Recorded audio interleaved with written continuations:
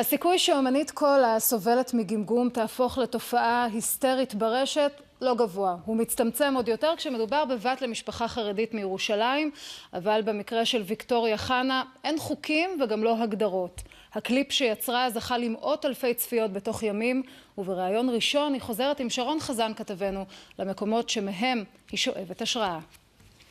א', ב', ג', ד', ה', ו', ז', ה', ט', י', כ', ל', מ', נ', סמך עין, ה', צדיק, ק', פרשים, ת', א', ת', ת', א', ת'.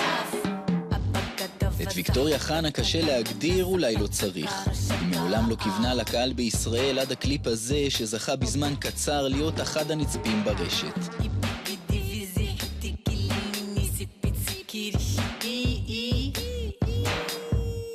יש במילים ובצלילים ובאותיות אלמנט מאוד מאוד פיזי, אלמנט מאוד מחשף בסאונד. פתאום אותיות א' ב' מקבלות משמעות אחרת. האלף ב' זה הדבר שאני מרגישה שהוא כמו הבית שהיה לנו כשלא היה לנו בית. זה הבית שהיה לנו בתוך הפה.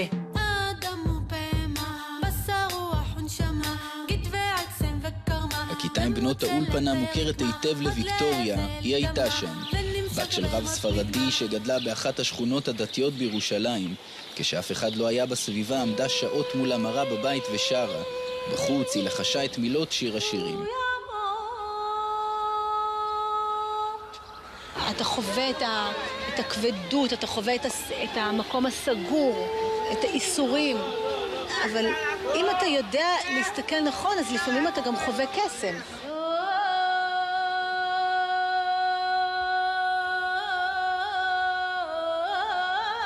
הקסם הזה של ויקטוריה הוביל אותה למחוזות אחרים רחוקים מהעולם הדתי. היא כבר לא שייכת לשם, אבל מתקרבת, מתרחקת מהמקום שממנו באה. עד היום קשה לה לדבר על הילדות. בוא נגיד, לא הייתי רוצה לחזור עכשיו להיות ילדה. זה לא היה לי קל. גמגמתי, העליבו אותי. הכל קרה לי מאוד מאוד קשה, מאוד במאבק. השמיעיני את קולך, כי קולך... אתה מפחד לדבר כי זה הולך להיתקע. אבל הראש שלך עובד ואתה כל כך רוצה להגיד דברים. וזה תקוע. כל פעם כשהיה מתחילה מילה עם ב', ממש הייתי נתקעת. ממש אבנים היו לי כאילו בתוך הפה. ופתאום הרגשתי מה הפה עושה בשביל להוציא את הבית. הגמגום של ויקטוריה גרם לה לצאת למסע הגדול בחייה בעקבות הכל. היא שרה עם אנשי דת ביפן, הופיעה בהודו מול הדלאי למה, והגיעה עד שבטים נידחים במונגוליה, כדי ללמוד אילו צלילים אפשר להפיק מהפה.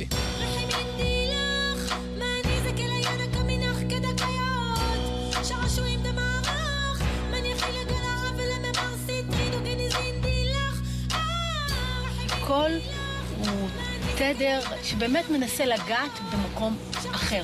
יפנים או מונגולים, באיזה כפר במונגוליה, שומעים את הטקסטים האלה, אבל הם שומעים אותם ממקום מאוד מאוד מוזיקלי.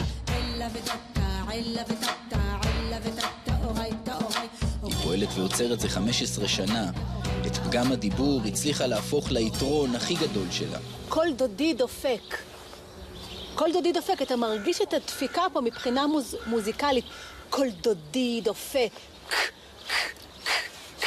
כל דודי דופק. ממש מרגישים את זה. הסקרנות של ויקטוריה הביאה אותה לבדוק את הקול שלה, גם במקומות שבעבר לא הייתה מעיזה להיכנס עליהם. בחללים שמאפשרים לה למתוח את הגבולות של עצמה.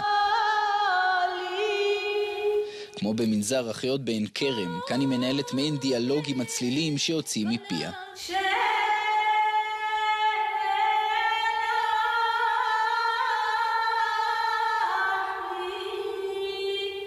לפי ההלכה אסור להיכנס לכנסיות ולשיר שם. אבל סקרן אותי.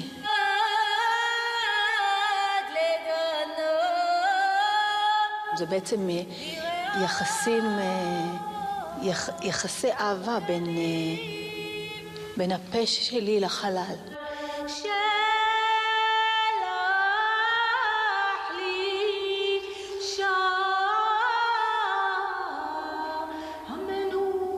אני מסתובבת עם החומרים האלה שנים עם עצמי, ממוללת אותם לעצמי.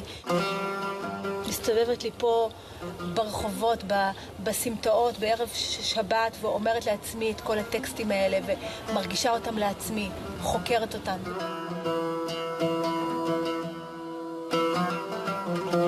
הנה עכשיו הוצאתי וידאו קליפ, ואנשים רוצים לראיין אותי, והדבר נמצא בעשייה עצמה, כאילו בשיר עצמו,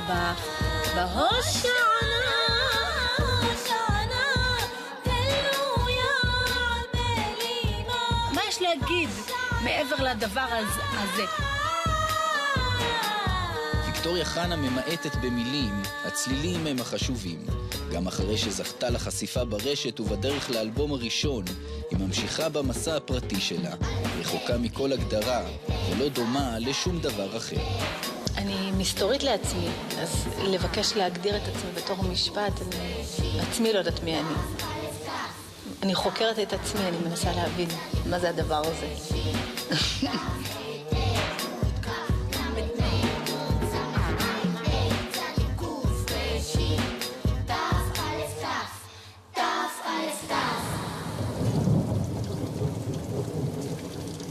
איזה יופי.